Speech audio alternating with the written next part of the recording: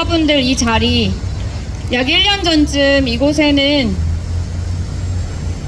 서울에 내린 폭우로 가장 안전해야 할 집에서조차 침수에 피하지 못하고 목숨을 잃었던 희생자들을 위한 분향소가 차려졌던 장소입니다.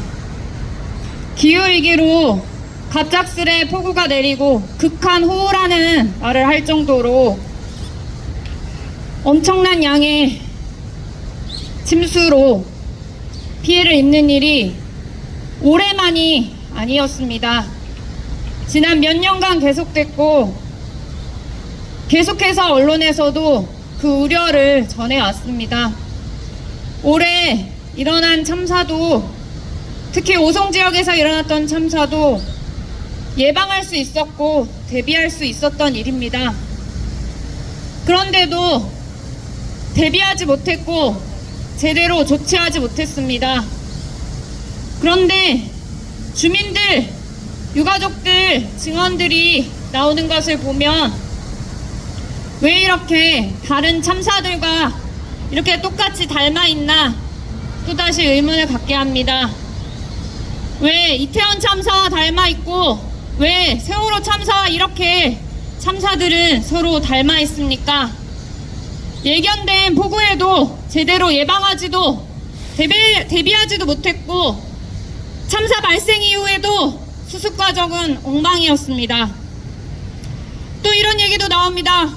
벌써부터 정해놓은 결말로 조사조차 제대로 안 하는 거 아니냐, 그런 걱정이 유가족들로부터 나옵니다. 왜 이렇게 참사가 반복됩니까? 우리가 기억하지 않고 있기 때문입니다. 우리 사회가 참사를 지우고 없던 일처럼, 다시는 없을 일처럼 대하기 때문입니다. 세월호 기억공간은 우리 사회가 잊지 않고 기억해야 할 초유의 재난참사였던 세월호 참사를 우리 사회에 각인시키고 그 통렬한 반성 속에 지금을 되돌아보게 하는 간자 같은 곳입니다. 누군가는 정권을 잃게 한 정쟁의 대상을 왜 기억하냐 할 수 있겠습니다. 그런데 세월호 참사를 기억해야 우리의 안전도, 그리고 그 정쟁 운운하는 그 사람의 가족의 안전도 지킬 수 있습니다. 그런데 사람들의 발길이 닿지 않고 눈길이 머물지 않는 곳으로 기억 공간을 옮기고 기억이 흐려지기를 바라면서 어떻게 안전사회를 만들겠다, 다시는 이런 일이 일어나지 않겠다 다짐할 수 있는지 의문입니다. 세월호가 일어난 지 벌써 9년이 지났습니다. 그동안 세월호 참사로 시민사회 그리고 유가족들이 앞장서서 노력한 결과로 조금이나마 우리 사회가 안전사회로 한 발자국 나아가지 않았을까 기대했습니다. 그러나 지난해 10월 29일 이태원에서 발생한 대규모 참사로 그런 기대는 산산이 부서졌습니다. 서울 한복판에서 국가가 그 책임을 다하지 않아서 159명이라는 생명이 목숨을 잃었습니다. 10만이 넘는 인파를 예견하고도 인파관리 대책 전혀 세우지 않았고 경찰과 지자체는 수수방관했습니다. 구조에 실패했습니다. 자신들의 역할을 방기하고 나몰라라 행정부와 서울시 등 총체적인 난맥상 속에서 발생한 참사였습니다.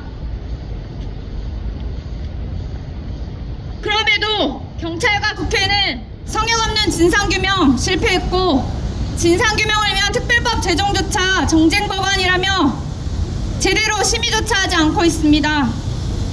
오세훈 서울시장은 이태원 참사 유가족들을 만난 자리에서 아낌없이 지원하겠다, 언제든 찾아오라고 얘기했습니다.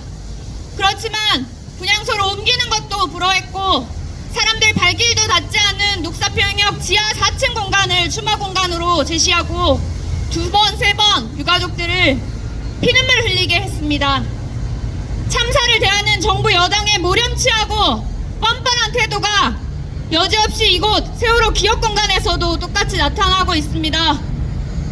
서울시와 서울시 의회에 호소합니다. 기억하지 않고 재난과 참사는 되풀이될 수밖에 없습니다.